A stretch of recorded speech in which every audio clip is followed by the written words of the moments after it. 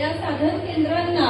विविध योजना म्हणजे MSRM असेल, नवतेजस्विनी असेल, तेजस्विनी असेल, MLM असेल किंवा कयाम असेल अशा महिला आर्थिक विकास महामंडळाच्या माध्यमातून ज्या वेगवेगळ्या योजना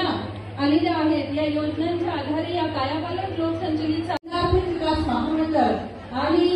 महाराष्ट्र राज्य ग्रामीण जीवनोन्नती अभियान या दोघांच्या माध्यमातून या शहापूर तालुक्यामध्ये कामकाज करीत आहे।